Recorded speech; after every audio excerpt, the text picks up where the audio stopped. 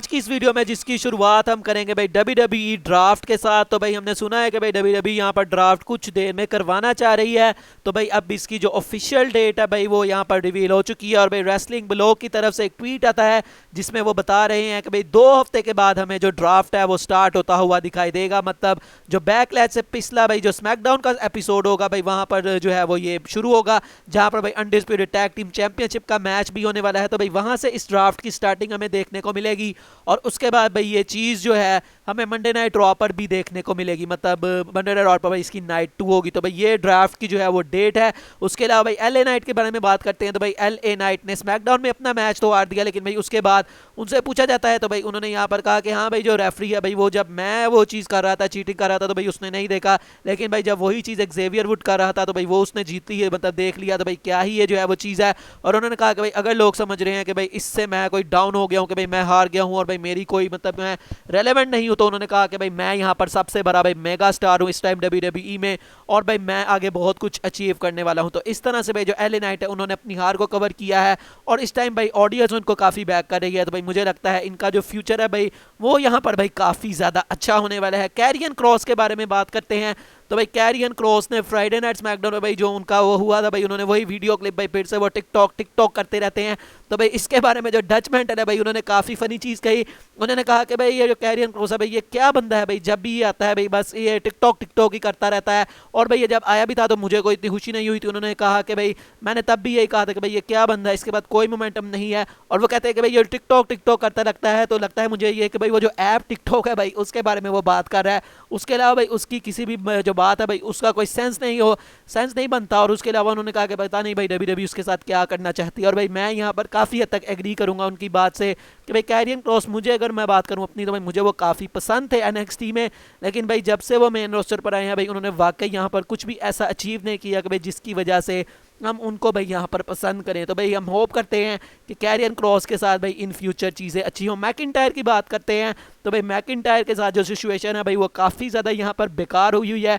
और रिसेंटली होता क्या है भाई कि मैकिंटायर ने भाई अपना जो ट्विटर है भाई उसको पूरी तरह से भाई ब्लैक यहाँ पर कर लिया। और पहले भाई उन्होंने यहाँ पर अपनी डब्ल्यूडब्ल्यूई की भाई जितनी भी डिटेल्स होती हैं जो कि भाई मतलब इन्फो वगैरह लिखी होती है भाई वहाँ पर ट्विटर पर, तो वो यहाँ पर उन्होंने डिलीट कर दी। और यहाँ से भाई फैंस काफ़ी ज़्यादा एक्सपेक्ट कर रहे थे कि भाई पता नहीं शायद मैकिंटायर छोड़ गए हैं। अब भाई जो सिचुएशन है वो काफ़ी ज़्यादा यहाँ पर अजीब हुई है, क्योंकि भाई कुछ रिपोर्ट्स यहाँ आ रही हैं कि भाई जो फ्राइडे नाइट स्मैकडाउन का एपिसोड था वहाँ पर भी मतलब मैकिंटायर मौजूद थे, उनके लिए कुछ प्लान्स थे, लेकिन भाई कुछ किसी वजह की वजह से जो है वो मैकिंटायर को लाया नहीं गया। लेकिन भाई ऐसा कुछ नहीं है कि भाई उनके साथ कोई मसला है डब्ल्यूडब्ल्यूई की तरफ से। तो पता नहीं बहरहाल मैकिंटायर की भाई क्या सिचुएशन है। उसके अलावा भाई एक और भी बंदा है भाई जिसके साथ प्रॉब्लम्स कुछ चल रही हैं, पता नहीं क्या हो रहा है, उसके बारे में बात करेंगे बाद में। फिलहाल सोलो स्क्वाड के बारे में बात करते हैं। तो भाई सोलो स्क्वाड ने ये ट्वीट लगाई अपने ट्विटर पर जहां उन्होंने लिखा है प्रॉब्लम सॉल्व्ड। तो भाई आज उन्होंने हरा दिया था भाई फ्राइडे नाइट स्मैकडाउन में मैट रिडल को, और उनको ऐसा लग रहा है भाई कि मैट रिडल की जो प्रॉब्लम है वो सॉल्व हो चुकी है। लेकिन मुझे लगता नहीं है कि भाई इतनी जल्दी जो ब्लड लाइन है भाई उनकी सारी प्रॉब्लम्स यहाँ पर सॉल्व होंगी। और Matt Riddle, Sami Zayn, Kevin Owens भाई हमें इनका मैच फिर से देखने को मिलेगा बैकलैश में।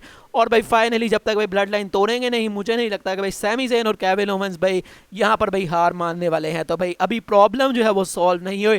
ट्रिपल एच के बारे में बात करते हैं। तो भाई जब से डब्ल्यूडब्ल्यूई यहाँ पर सेल आउट हुई है तो भाई सब लोग ये कह रहे हैं कि भाई ट्रिपल एच का क्या है, अब ट्रिपल एच का भाई क्या है वो डब्ल्यूडब्ल्यूई में। तो भाई निक खान ने इसके बारे में बताया कि मतलब जब मंडे मॉर्निंग मतलब रेसलमेनिया के बाद भाई जब डब्ल्यूडब्ल्यूई का सारा चक्कर हुआ तो भाई यहाँ पर एक मेल आती है सबको जिसमें भाई एग्जीक्यूटिव चेयरमैन थे, मतलब विंस मैकमैन ने जो है वो विंस मैकमैन जो है वो एग्जीक्यूटिव चेयरमैन रहेंगे और एरी इमैनुअल जो है वो सीईओ रहेंगे, Mark Shapiro being the president, Dana White continuing as president of UFC and me at W specifically Vince articulated. मतलब उन्होंने कहा कि भाई यहाँ पर जो विंस मैकमैन है भाई उन्होंने स्पेसिफिकली यहाँ पर जो है वो बताया कि भाई जो पॉल लिविस मतलब triple H remains the sole chief creative officer, मतलब भाई वो सिर्फ वो अकेले ही यहाँ पर अपनी जो कुर्सी है भाई उसको संभालने वाले हैं। तो भाई यहाँ से हमें अब काफ़ी ज़्यादा भाई रिलीफ यहाँ से मिला होगा। और अब भाई वैसे भी जो विंस हैं वो एक एम्प्लॉय बन चुके हैं, मतलब ये डब्ल्यूडब्ल्यूई और यूएफसी भाई ये जो कंपनी है इसके।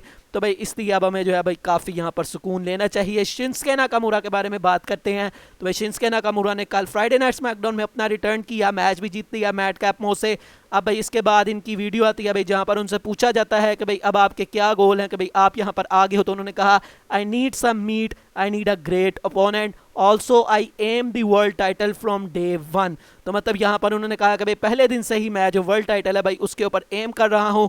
और लास्ट ईयर भाई इनकी रोमन रेंज के साथ राइवलरी शुरू भी हुई थी, जिसको भाई कभी भी ख़त्म नहीं किया गया, कभी इनके दरमियान कोई मैच ही नहीं हुआ।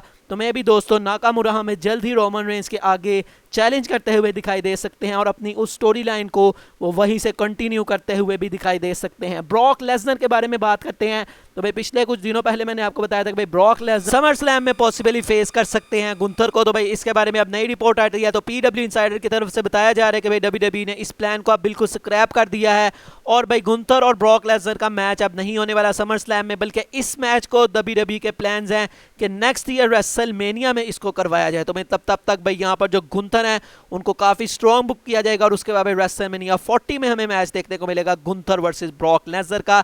सेथ रॉलिंस के बारे में बात करते हैं तो भाई सेथ रॉलिंस की एक कंट्रोवर्सी हो गई है।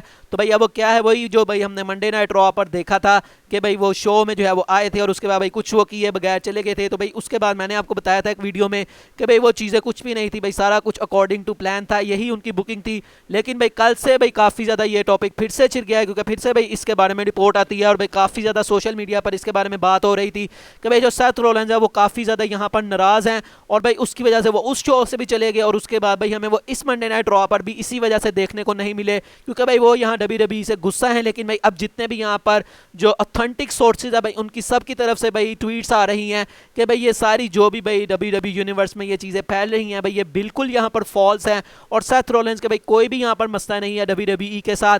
उन्होंने ये मंडे नाइट रॉ का शो मिस किया, और भाई वो नेक्स्ट वीक हमें टीवी पर देखने को मिल जाएंगे। तो भाई सेथ रॉलिंस के जो भी फैंस हैं इंक्लूडिंग मी, तो भाई हम सबको अब परेशान होने की जरूरत नहीं है कि भाई सेथ रॉलिंस के साथ क्या चक्कर यहाँ पे है, क्या भाई वो भी साशा और नाओमी की तरह भाई छोड़ के तो नहीं चले जाएंगे।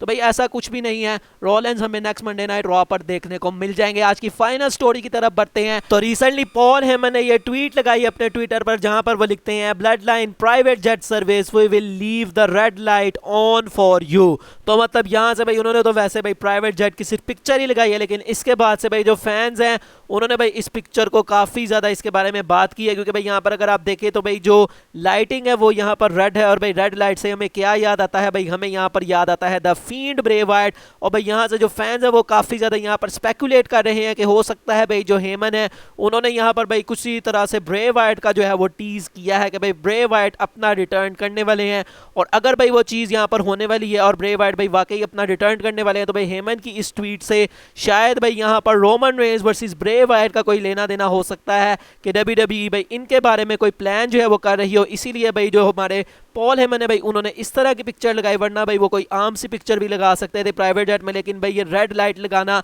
और उसके बाद भाई रेड लाइट को स्पेसिफिकली मेंशन करना कि भाई हमने आप लोगों के लिए खुली छोड़ी है, तो इससे भाई जो फैंस है वो काफ़ी बात कर रहे हैं कि भाई शायद ये चीज़ ब्रे वाइट की तरफ जो है वो लीड कर रही है। अब अगर मैं अपनी बात करूँ तो भाई मुझे ऐसा नहीं लगता कि भाई इसका कोई भी जो है वो चक्कर मतलब कि हमारे ब्रे वाइट के साथ है। मैं भी दोस्तों ब्लड लाइन है तो भाई ब्लड भी रेड होता है, तो शायद इस वजह से भाई ये जो लाइटिंग है ये रेड वगैरह की गई है। मुझे लगता नहीं है कि भाई ब्रे वाइट का कोई इसमें सेंस होगा, क्योंकि भाई ब्रे वाइट का जो चक्कर है भाई वो अभी तक किसी को भी नहीं पता कि भाई ब्रे वाइट के साथ हो क्या रहा है। भाई उनकी कुछ इलनेस है और अभी तक भाई वो इलनेस क्या है, उसका क्या सिनेरियो होने वाला है, कुछ भी मतलब उसके बारे में डिटेल्स हमें नहीं पता कि भाई ये जो इलनेस है वो किस टाइप की है यहाँ पर, और पास में भाई उनके साथ इस तरह के मसले रह चुके हैं। तो मुझे नहीं लगता कि भाई इस टाइम किसी को भी जो है वो पता है कि भाई जो ब्रे वाइट है उनके बारे में क्या सिचुएशन है। तो भाई ये जो ट्वीट है मुझे नहीं लगता कि भाई इसका कोई भी ताल्लुक ब्रे वाइट से है। तो बाकी आपको भाई क्या लगता है कि क्या इसका ताल्लुक भाई ब्रे वाइट से है, या भाई आपको भी मेरी तरह लगता है कि भाई ये कोई रैंडम सी ट्वीट है, इसका ब्रे वाइट से या किसी से भी कोई लेना देना नहीं है, सिर्फ भाई ब्लड लाइन की वजह से। ये रेड लाइट भाई डेंजर का भी साइन होती है, तो शायद भाई उन्होंने सबको यहाँ कहा है कि भाई तुम सब यहाँ पर डेंजर में हो, या ऊसोस को कहा है कि तुम डेंजर में हो। तो मुझे बहरहाल ये इसके पीछे कोई इतनी सेंस नहीं लगती। बहरहाल दोस्तों आपको क्या लगता है आप मुझे बता सकते हैं। बाकी दोस्तों आज की वीडियो यही तक थी, अच्छी लगी हो तो लाइक कीजिएगा, चैनल को सब्सक्राइब कीजिएगा। मिलेंगे नेक्स्ट वीडियो में, तब तक के लिए अल्लाह हाफिज़।